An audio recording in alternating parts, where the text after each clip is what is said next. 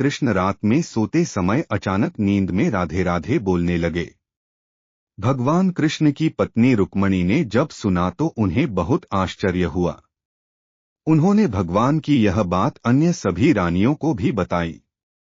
सभी रानियां आपस में विचार करने लगीं कि भगवान कृष्ण अभी तक राधा को नहीं भूले हैं। सभी रानियां राधा के बारे में चर्चा करने के लिए माता रोहिणी के पास पहुंचीं। माता रोहिणी से सभी रानियों ने आग्रह किया कि भगवान कृष्ण की गोपिकाओं के साथ हुई रहस्यात्मक रासलीला के बारे में बताएं। माता रोहिणी ने उन सभी को टालना चाहा, लेकिन महारानियों के हठ करने पर कहा, ठीक है सुनो, सुभद्रा को पहले पहरे पर बिठा दो, कोई अंदर न आने पाए, भले ही बलराम या श्री कृष्ण ही क्यों न हो। माता रोहिणी द्वारा भगवान श्री कृष्ण की रहस्यात्मक रासलीला की कथा शुरू करते ही श्री कृष्ण और बलराम अचानक महल की ओर आते दिखाई दिए। देवी सुभद्रा ने अपने दोनों भाइयों को उचित कारण बताकर दरवाजे पर ही रोक लिया। श्री कृष्ण और राधा की रासलीला की कथा श्री कृष्ण, सुभद्रा और बलराम तीनों को ही सुनाई दे रही थी।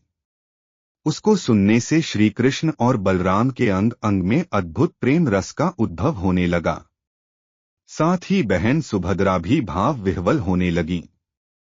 तीनों की ही ऐसी अवस्था हो गई कि पूरे ध्यान से देखने पर भी किसी के भी हाथ पैर आदि स्पष्ट नहीं दिखते थे।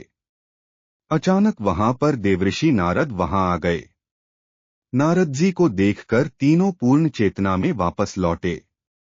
नारद जी ने भगवान कृष्ण से प्रार्थना की कि हे भगवान, आप तीनों के जिस महाभाव में लीन मूर्तिस्थ रूप के मैंने दर्शन किए हैं, वह सामान्य जनों के दर्शन हेतु पृथ्वी पर सदैव सुशोभित रहें।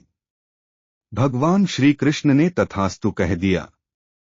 कहते हैं भगवान कृष्ण, बलराम और सुभद्रा जी का वही स्वरूप आज भी जगन्नाथपुरी में है, जिसे स्वयं विश्वकर्मा जी ने बनाया था।